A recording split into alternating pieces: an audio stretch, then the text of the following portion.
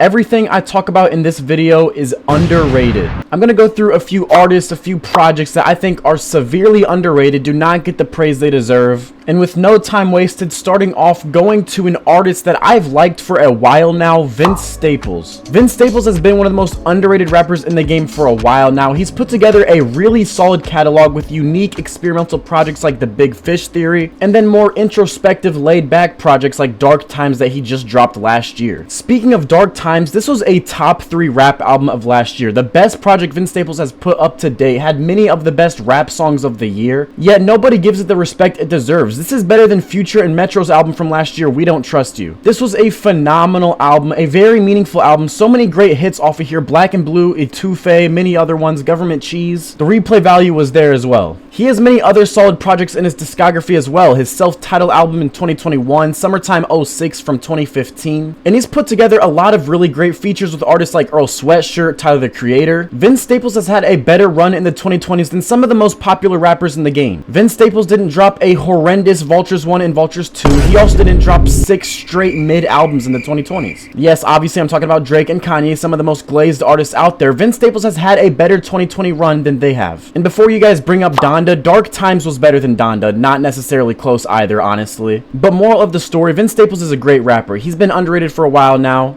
Underrated, needs the respect he deserves. The next artist I want to talk about is someone who a lot of you know I have a lot of respect for. I've talked about for a while on this channel, Earl Sweatshirt. Now, Earl has grown a way more mature and loyal fan base than he had in the early 2010s, which does make me happy, but he's still severely underrated. Like, I don't think people understand how talented of a songwriter and lyricist Earl Sweatshirt really is. The combination of intricate wordplay and emotional depth that Earl delivers in his lyrics completely separates him from other artists out there. The day you listen to Solace or I Don't Like Shit, I Don't Go Outside is the day your life will change.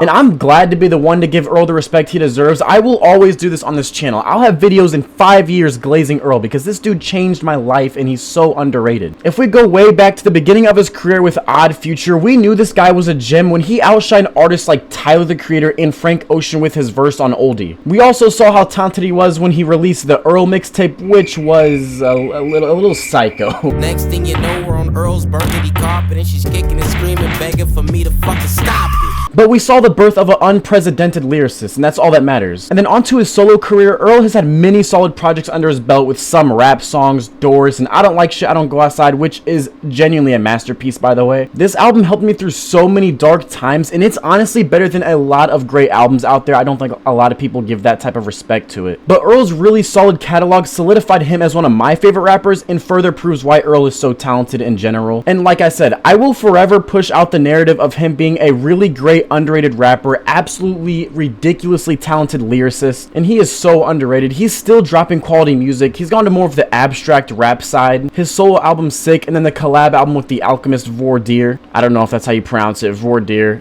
I don't care, whatever. The point I'm trying to get across, Earl is underrated. Now heading over to another one of my favorite rappers of all time, Freddie Gibbs. Now Freddie Gibbs himself is still pretty underrated, saying he dropped one of the best rap albums of all time, Pinata, and people do not acknowledge that. Gibbs as a lyricist is also extremely talented with his exceptional storytelling about his street life stories and his wordplay, but his more recent projects like Alfredo and Bandano honestly have gotten the respect they deserve, so I wouldn't say he's quite like completely underrated. But what I want to do is go into the depths of Gibbs' discography to his breakout mixtape Babyface Killer. Now Gibbs had a few other projects before he dropped Babyface Killer, but this mixtape specifically was the breakout of the legendary Freddie Gibbs. And honestly, I don't think I've ever, not once, seen someone mention this project. It is a gem. There are so many Freddie classics off of here, and the replay value is crazy. And this is where we saw Gibbs develop into that unique lyricist that he is with his gritty storytelling and his sharp delivery. And then don't even get me started with the production on this thing, because it is so amazing. If you haven't listened to this project, I highly recommend it. Some of my favorites on here are On Me, Tell a Friend, Walkin' with the Mo, and Still Livin'. So many other ones as well. I mean, this whole mixtape is so solid. Another Gibbs project that I could praise for a while is Shadow of a Doubt, a really solid trap album that he dropped after Pinata. A lot of great music off of here, and obviously you see that same talented lyricism that Gibbs is always providing us and delivering. But I also highly recommend this album if you're trying to get into Freddie Gibbs, or if you just want to listen to some good music. But But moving on to the blueprint of a once-in-a-lifetime producer, JPEG Mafia. Now, I want to talk about one of his projects under the name of Devon Hendrix before his JPEG Mafia era, Joe Chill World. It's technically not the blueprint since his first album was Dreamcast Summer Songs, and his first album under JPEG Mafia was Black Ben Carson. But Joe Chill World is the first JPEG album that catches my attention with the absolute outstanding production. Not saying Dreamcast Summer Songs isn't also unique and amazing, but Joe Chill World is better, and this is when he actually gets on the mic. All I can really say about this project is peak production. Sabbath School and Montebello High School Prom are beautiful, some of the best produced songs I've ever heard. And this album brings out almost like a unique atmosphere listening to it. Probably because of the blend of experimental production. It's once in a lifetime. It's never been done before. This dude is such a talented producer. But it almost feels like a privilege to listen to this, and it's one of the best produced albums I've heard, and obviously it's not going to get that respect because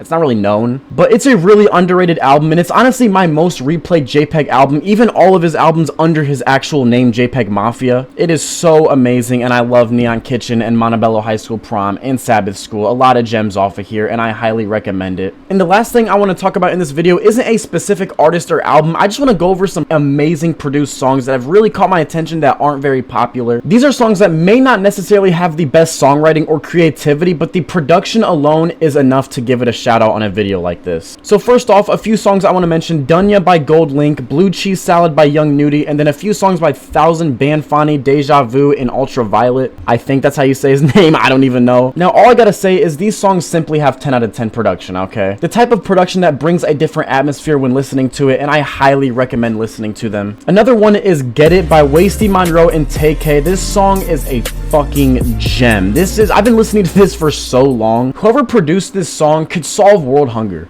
This is one of the best produced songs I've ever heard. And yeah, Wasty Monroe, TK, it's not even like you have the best lyricism or anything off of here, but the beat alone, the production is heaven. It's amazing. And then the final thing I want to mention in this video is one project, Body High by Lucky. I don't even necessarily like underground rap, but this is a perfect late night listen, and the production makes you feel like you're floating. That's why I included it at the end of this video, because straight up, the production is the only reason I listen to it. I'm not even gonna lie to you. But Lucky does have a great voice, and early Lucky had a lot more motivation making his music, and you can hear it. He had so much more passion, and his lyricism was way better than it is now. But it really is worth a listen. Like I said, I don't even like underground rap that much. And Lucky, I don't really listen to any of his projects except this one. This one definitely stands out to me. It's an amazing mixtape. And that is everything that I wanted to mention in this video. The artists I mentioned in this video: Vince Staples, Earl Sweatshirt, Freddie Gibbs, especially his Babyface Killa mixtape. Everything I mentioned in this video is all underrated and worth a mention in this video. I wanted to make a video like this talking about people who are underrated, because especially Vince Staples and Earl Sweatshirt,